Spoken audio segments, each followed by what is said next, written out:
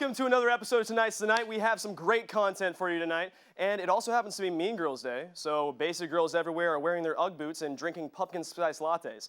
This show is going to be fetch. Stop trying to make fetch happen. Nah, all right. I want to preface this week's monologue by saying that if a joke doesn't go over well, I'm going to take a page out of the Donald Trump playbook and blame it on my microphone, so watch out for that.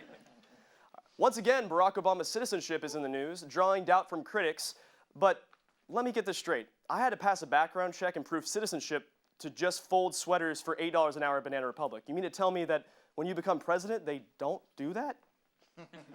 All right. Snapchat.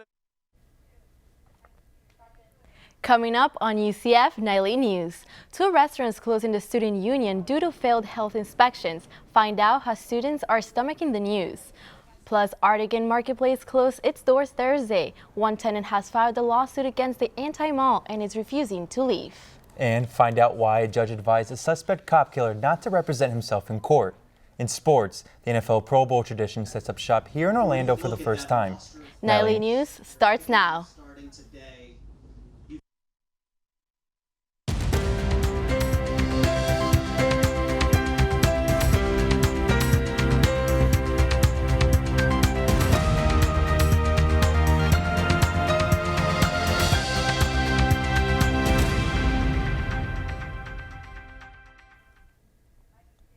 Good afternoon and welcome to Nightly News. I'm Cami Hernandez. And I'm Eric Scott. Today is Friday, January 27th, 2017.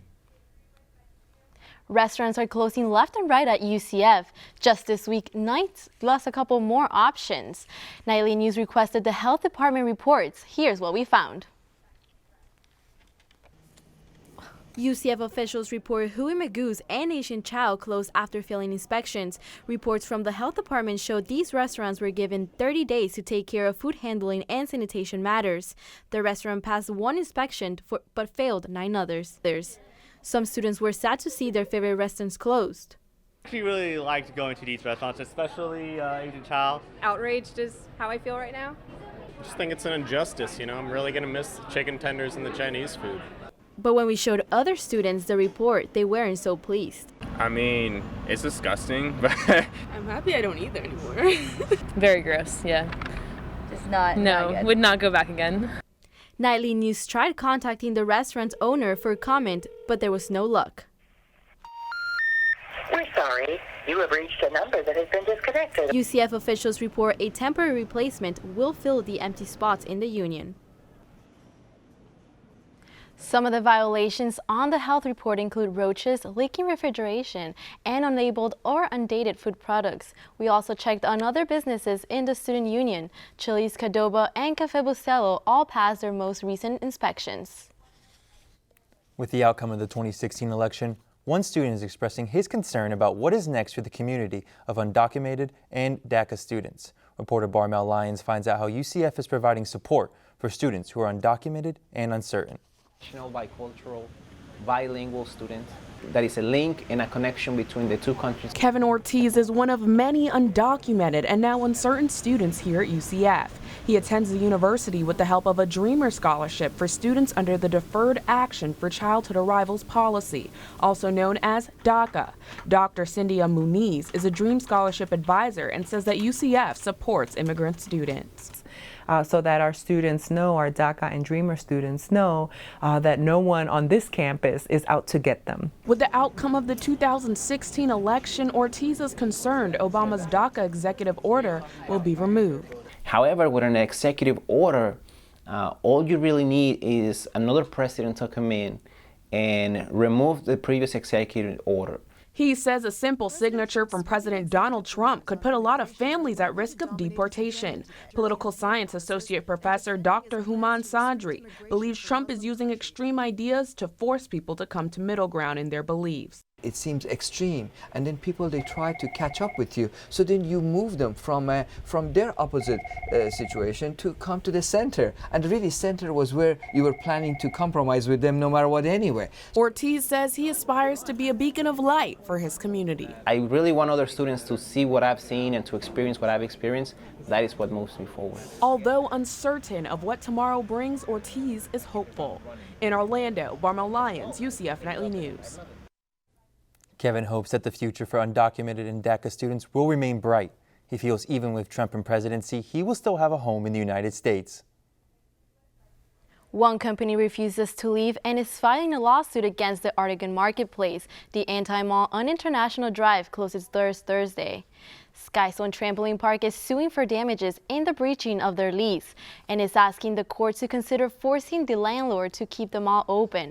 Skyzone claims to have invested owner $2 million in its massive wall-to-wall trampoline park and has over 20 birthday parties and events booked for just this weekend. The lawyer representing Skyzone, Tucker Bird, says that the mall's owners told the tenants the mall was closing but never gave a valid reason why. I think they're going to find out that the tourism industry, the hospitality industry, you know, the good people of Orlando and these tenants out there are just simply not going to lay back and let this happen. It's closed today. Skyzone intends to stay open and do business as long as it can while it waits for a response from the landlord. Supposed to have a hearing this morning but refused. Nightly News reporter Bridget Snedeker has more on the judge's advice for the murder suspect. Orange County Courthouse, Markeith Lloyd really didn't have a lot to say. He didn't answer many of the judge's questions, but the judge did say that he is competent to choose whether or not he represents himself. For the moment, but for only this moment, I find that Mr. Lloyd is competent to make the decision to waive counsel. The right to choose self-representation was given to murder suspect Markeith Lloyd.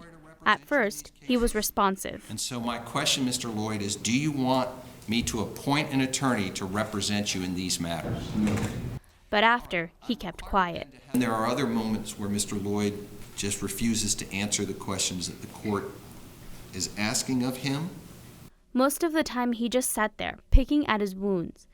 Lloyd did express his feelings about his time in custody, cursing, just like he did at previous trials. Since I've been beat, they ain't let me talk to nobody. I haven't talked to my family, I haven't got a phone call, I only took one shower, I hadn't did they beat me in my eye with a pistol, with a gun, they knocked my eyeball out, I'm losing my eye, I can't open my mouth and eat, I don't know what's going on. So.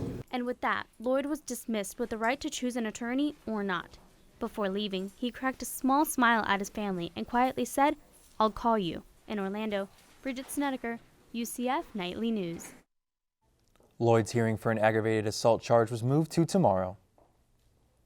As Social Justice Week continues, one activity allows students and faculty to celebrate who they are in a fun way. As part of the Social Justice Week, students and faculty took selfies with their own handwritten captions.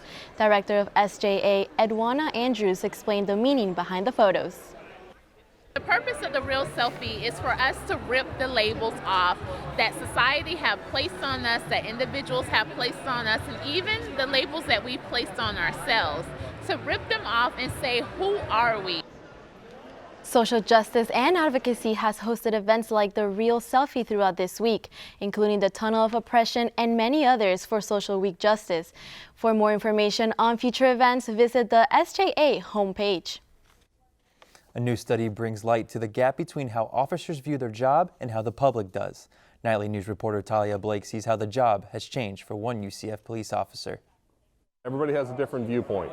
UCF police officer Peter Stevens' perspective on his job has shifted over the years. When I first started in law enforcement, it was all about arresting the bad guys and putting them in jail. And nowadays, it's more about also helping the community. So jail may not be the right answer. There may be treatment programs, there may be other things. After all, law enforcement is now one of the largest mental health providers in the country. The Pew Research Center says that 86% of officers feel the public doesn't understand them, while 83% of adults feel they do. Sophomore Patrick Blanchett says things can get lost in translation between officers and the public. A social justice advocate who talked to me about it, she mentioned that these officers weren't rude or anything. It's just they just may use diction that to most people is okay, but I guess some people isn't. Officer Stevens grabs a cup of joe at coffee with a cop to make sure he stays active in his community. Associate Dean Ross Wolf says people may not realize the extent of what officers deal with daily. When a citizen calls to their home because they're having a dispute with their neighbor over something, which is perfectly fine, and the law enforcement officer is the appropriate person to be there for whatever that dispute might be, but the public may not realize that that officer is coming from a call where they may have just dealt with death. Stevens says they're always willing to talk with students. UCF police officers are particularly fond of our student population here. We're out there every day on bicycles, on foot, and you can always walk up and talk to us. He says open communication and understanding between officers and students is key to a safer UCF campus. In Orlando, Talia Blake, UCF Nightly News. To stay in touch with UCF PD, you can follow them on their social media page. And Stevens says don't hesitate to come up and say hi. A partnership between UCF and Uber is in the works to make sure students get home safe after a night out.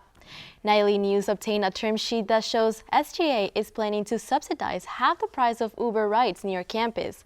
It will be paid student, government activity, and service fee.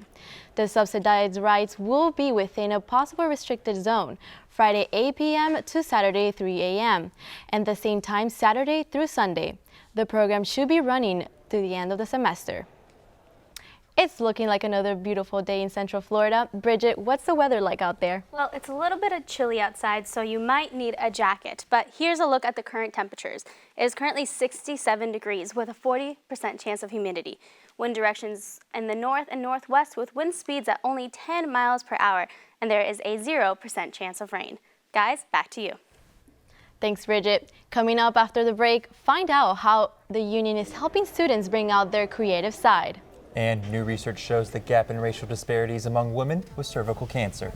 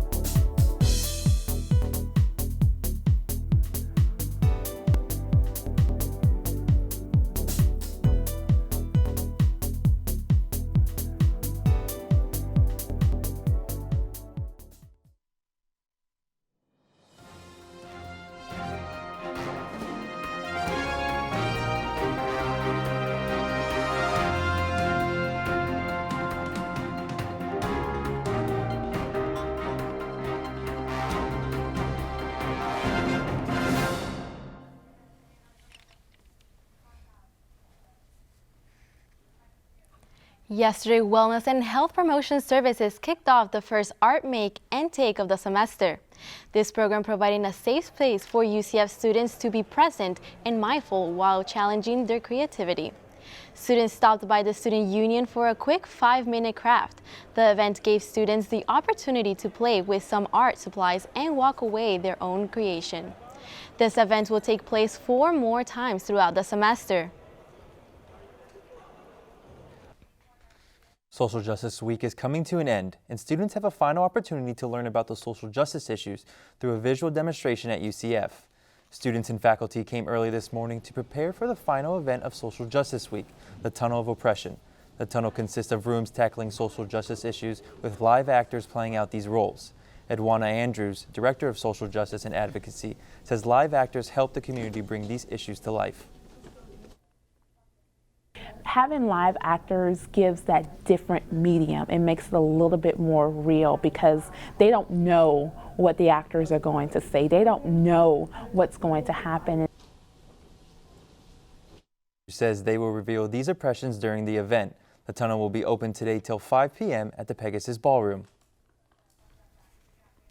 Researchers find the death rates from cervical cancer is higher than previously believed, especially among Black women. A study published in the journal Cancer says researchers found that the disparity in death rates between Black and white women dying from cervical cancer has widened significantly. One of the first days in office, President Donald Trump signed an executive order defunding organizations such as Planned Parenthood. This affects services such as STD testing, treatment, and vaccines that are offered there. Planned Parenthood Services Director of Public Affairs, Anna Escamani, says that cervical cancer is a largely preventable given that the right sources. Congress, for the 15th time, is talking about defunding Planned Parenthood, and this will have an impact on preventative care services. Preventative care services plus a UCF professor is launching affordable and accessible to all women. Colder weather is coming our way. Bridget has your weekend forecast after the break. Plus, a UCF professor is launching a new research project along with NASA. And we take you to the coast for Severe Weather Awareness Week to learn how officials are keeping us here in Central Florida safe.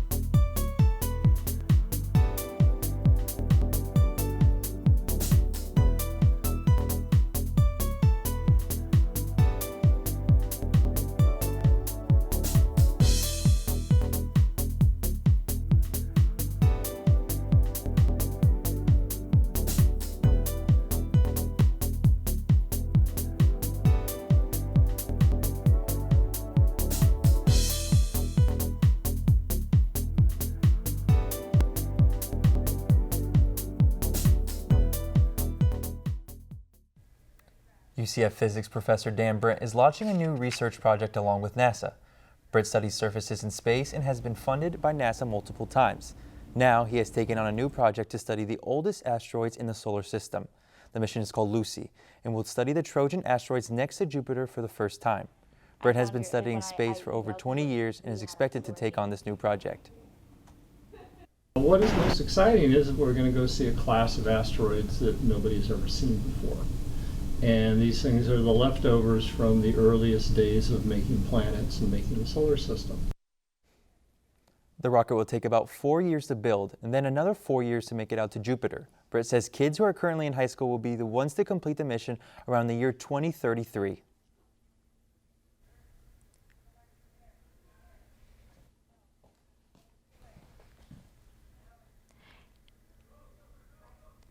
It's Severe Weather Awareness Week, and Florida has undoubtedly had its fair share of severe weather. Nightly News reporter Courtney Jacobazzi finds out how officials tackled the storms both here and on the coast. The ocean is a prime location for severe weather to occur. Rip currents are a form of severe weather and took the lives of 18 people last year, according to the National Weather Service database. Lifeguards on New Smyrna Beach are fully aware of these dangers and put beachgoers' safety first.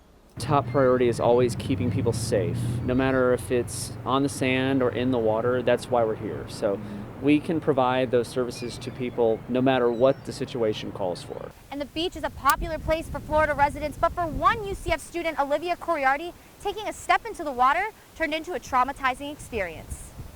I thought that we weren't going to get out of it, and the sense of panic on your your body tries to go into fighting mode, whatever, but you can't fight a rip current. Here at UCF, officials have their own policies in place so the campus is fully prepared when bad weather strikes. Public Information Officer Courtney Gilmartin says students need to always be prepared. I think the message for us is that students really need to be prepared. It's one thing when you live at home with your parents, you know that they have flashlights, you know that they have weather radios and spare batteries and water. Severe weather can be anything from a thunderstorm to a rip current and can happen at any time, so students should always be ready. Reporting from Central Florida, Courtney Jacobazzi, UCF Nightly News.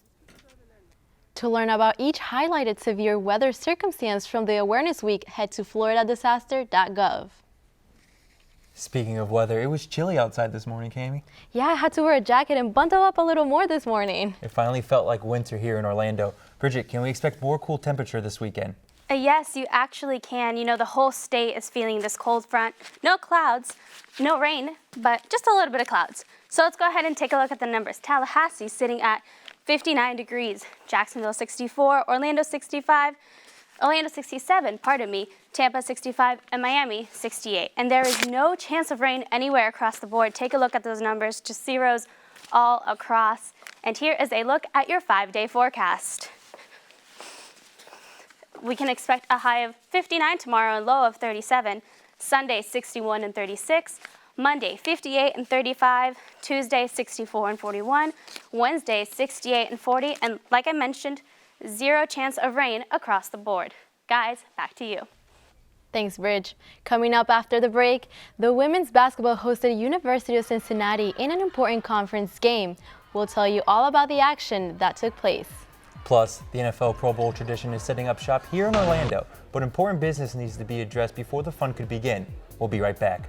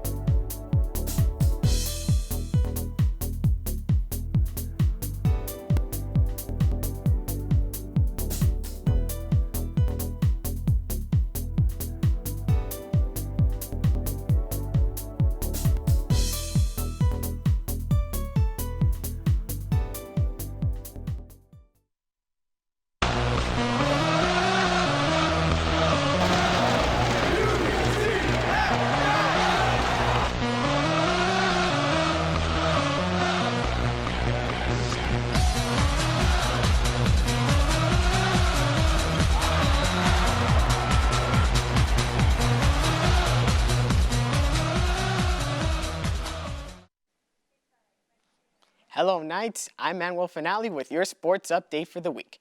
In basketball, the UCF women's squad hosted the Cincinnati Bearcats earlier this week. The game started off with both teams trading leads. The Knights held a 28-27 edge as the game entered halftime. Junior Aaliyah Gregory led the Knights in scoring for the second game in a row with 22 points. The Knights beat Cincinnati 64-44. The Black and Gold will travel to Memphis, Tennessee to take on the Tigers on January 28th at noon Eastern. For the men's team, things did not bode as well as they did for the women. The Knights hosted the Southern Methodist Mustangs on Wednesday. The Black and Gold trailed 35-26 coming into halftime, but sophomore B.J. Taylor led the team in the second half and helped cut into the deficit. Taylor scored 20 of his 22 points in the second half, and sophomore Taco Fall recorded his 9th double-double for the season. These performances, however, were not enough to erase the 9-point halftime deficit and lost to SMU 65-60. Switching it over to the NFL, the annual league tradition that is the Pro Bowl is coming to Orlando for the first time. The league discussed important topics and upcoming projects planned for the local area. Pro Bowl festivities began with the Pro Bowl begins with the festivity with the press conference at Lake Lorna Doone Park earlier this week. The NFL Foundation and Florida Citrus Sports unveiled plans for a new multi-purpose field as part of the NFL Play 60 campaign. Retired defensive back and Pro Bowl Legends captain Charles Woodson addressed some of the issues that may come about. This week, we'll all get to talk to all of the guys that were fortunate enough to make the Pro Bowl and talk to them about their experience here in Orlando. And whether they like it, whether they don't like it, we'll get to hear that candid conversation from those players. Community residents and NFL volunteers and the Pro Bowl Legends captains took part in a tree planting ceremony at the park after the conference. These groups helped transform the area into a family-friendly zone, encouraging fitness and fun. In more NFL news, the Super Bowl 51 is almost here. This past weekend showed who will be heading to Houston, Texas for the big game. In the NFC, the Atlanta Falcons hosted the Green Bay Packers for the conference championship game. The Falcons routed the Packers 44-21 and took their second conference pennant in franchise history. Over in the AFC, the Pittsburgh Steelers traveled to Foxborough, Massachusetts to take on the New England Patriots. The Patriots beat the Steelers 36-17 behind the arm of quarterback Tom Brady. New England claimed its 7th conference title as a franchise and its 6th title with Brady. The Falcons and the Patriots will contend in the Super Bowl on February 5th. The game will air on Fox at 6:30 p.m. Eastern. That's all the time I have for your sports for this week. Back to you, Cammie and Eric. That's our time for right now. Thanks for joining us. Remember, you can always keep up with us during the week on our website, nightlynews.ucf.edu. And if you've got a story idea you want us to know about, send it our way. You can reach us at nightlynews@ucf.edu. Thanks for watching and have a good day.